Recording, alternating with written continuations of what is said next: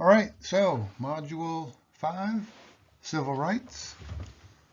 We know that in terms of what it means to be a constitutional democracy means in part the preservation of fundamental rights and liberties held by we the people, and not just civil liberties that we just got done covering, but also civil rights. And I think we've talked about that a little bit when we talked about civil liberties. Civil rights often involves asking the government to intervene to protect we the people from various forms of discrimination, either from the government itself, national, state, or local, or from our fellow citizens. Something else I would note here, if you're going to talk about the evolution of civil rights in America, you would probably date it at least as far back as 1619, when the first slaves were brought over to the American colonies by the British slave traders.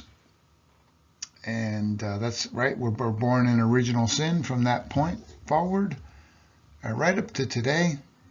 And I would say that, speaking very broadly here, the practice of civil rights in America at the outset is not good. It is not good. I would say from 1619 right to the end of the Civil War, right? So about 1864. And really, in terms of making meaningful progress on civil rights, it's really a post-Civil War phenomenon. All right, pre-Civil War, not good, not good at all. Post-Civil War, we start to make progress, although we also sometimes have gone backwards. And notable there, right, would be those Civil War amendments, the 13th, abolishing slavery, the 14th, establishing equal protection of the law and birthright citizenship, and the 15th Amendment guarantees of suffrage on the basis of race, access to the right to vote.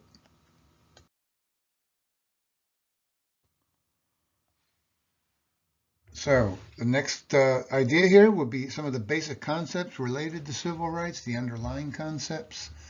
One we should note here, and as you know, I'm quite attentive to history as a factor in politics today. We can never escape our history. We're always influenced by it, whether we want to be or not. It's just a massive fact.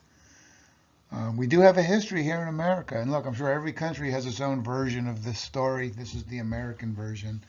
We have a history, right, of using things like race, ethnicity, religion, and gender to reinforce and reproduce all sorts of inequality. That's our sort of deep history, is of using race, ethnicity, religion, and gender instrumentally by those on top to secure their place on top and to reinforce a hierarchy that they seek to reproduce. So that's right. In some ways, that's what we've been trying to overcome, haltingly at times and going backwards at times, since the end of the Civil War. Race. Race is a concept based on physically observable differences between groups of humans. It's far less a biological concept and far more of a social construct, right?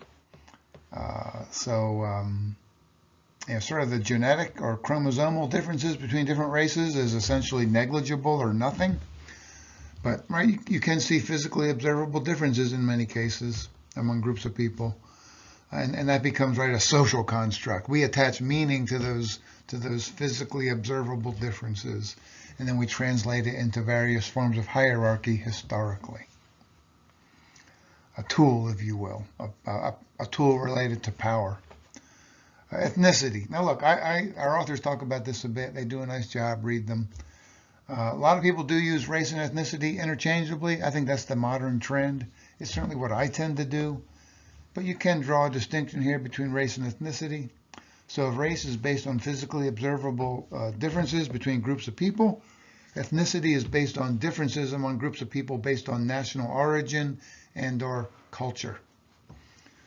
Right, so there you might think quintessentially of this, the ethnic identity of Latino, right, based upon national origin, perhaps Mexico, perhaps South America, perhaps Central America, perhaps, I guess, Spain, technically.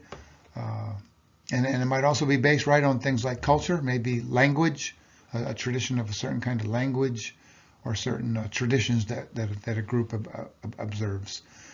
I tend to group race and ethnicity together. Others like to draw a clear distinction. And there's a case for either, you know. I just tend to be, I tend to find it more analytically useful to combine those two. Religion, right, has often been used to reinforce and reproduce hierarchy.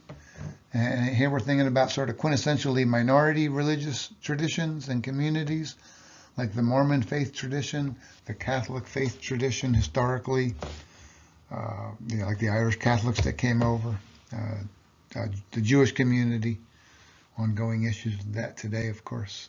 There's another version of inequality premised on religious identity, and then gender identity, right, as important, an important source of inequality historically, and something that we are trying to address yet today. That could be the more traditional distinction, right, between men and women. If you think about that, right, who did the founding fathers ultimately, although they left it a little bit open, right, with the Constitution, a little bit silent on that issue, but they were well aware that states would choose universally at that time to disenfranchise women and to enfranchise at least property white men. Need I go into the deep history of inequalities based on male versus female, but also, of course, right, in more recent decades,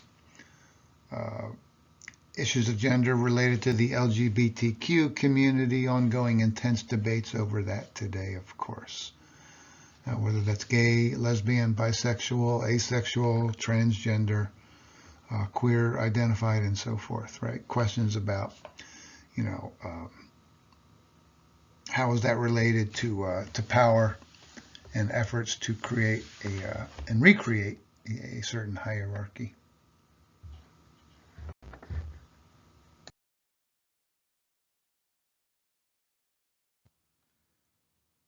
All right, so what are the forms of inequality that we are dealing with when we're addressing the issue of civil rights in America?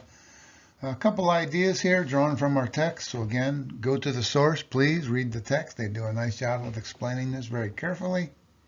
This is my take on that.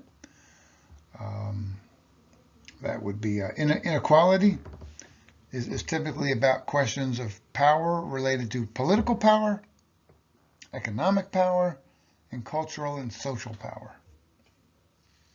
Right, the stakes are high. The stakes are high. If your group has a lot of political, economic, and cultural power, that puts you on top, right? And if your group has less political, economic, and cultural power, that puts you in a vulnerable subordinate position. So civil rights, right, is all about the struggle over power. That's why it can be difficult, by the way, to make progress on civil rights. Those on top don't usually want to surrender that top dog position. King always observed that. What he learned, Dr. King, over time, leading the Black Civil Rights Movement in the 50s and 60s, was that the group on top will never voluntarily surrender that position. He had hoped that he could convince people using a hearts and minds approach to pursue the biblical notion of beloved community, but he ultimately came to believe that that was not practical. Power would have to be wrested away from those on top. And then inequality of opportunity, right? That would be a pretty mainstream concept throughout American history and today, right? Well, early in American history may be controversial. In modern American history, right, not that controversial. That all groups, all individuals should have an equal opportunity to succeed and achieve their version of the American dream. Today, I would say relatively uncontroversial. And this is often a concept based on de jure issues, questions of law.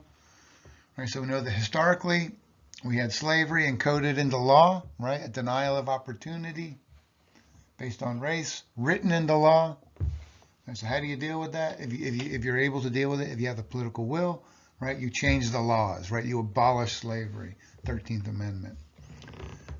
Inequality of opportunity de jure in the Jim Crow South after the collapse of Reconstruction in 1877, right? You can actually see, right, school boards having designated public schools for white students and black students, right?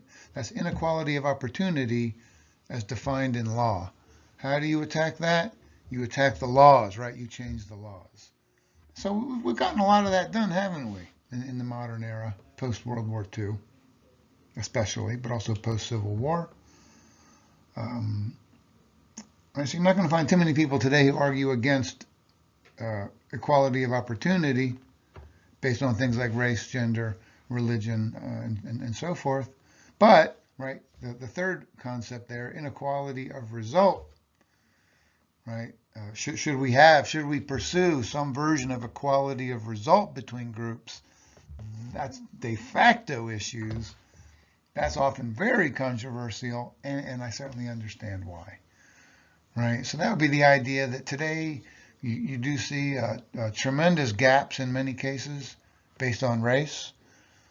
The average wealth, I believe, of the typical white person in America is many times over the typical wealth of a black person in America today.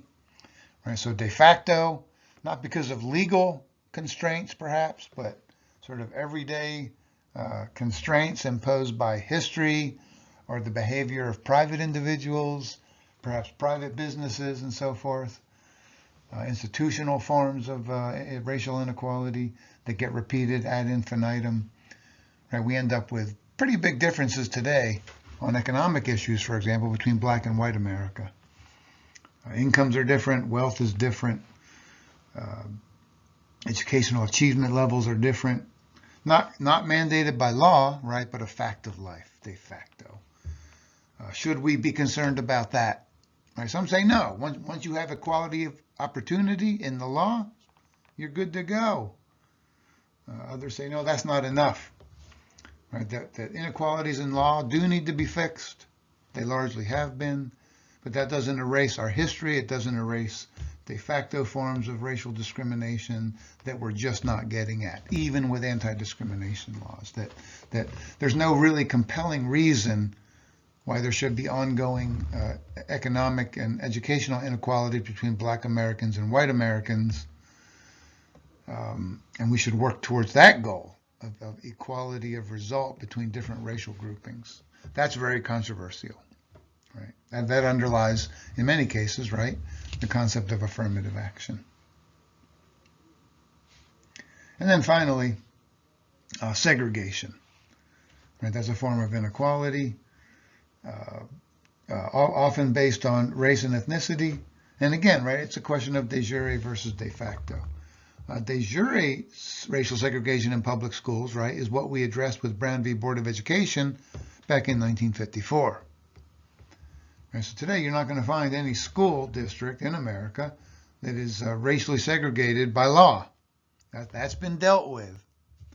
Right, but do we still have a lot of racial segregation between different schools in America? We sure do. Because often public schools are neighborhood based. Neighborhoods are often either heavily white or, let's say, heavily black. And so if you have a heavily white neighborhood, right, you're going to have a heavily white public school. And if you have a heavily black neighborhood, you're going to have a heavily black public school. That's de facto racial segregation. And again, right, should we be concerned about that? Some think that we should, and therefore we need things like maybe busing or affirmative action. Others say, oh, heck no. That's not something we should be dealing with politically. We only should be dealing with de jure racial segregation in public schools, not de facto. Difficult stuff.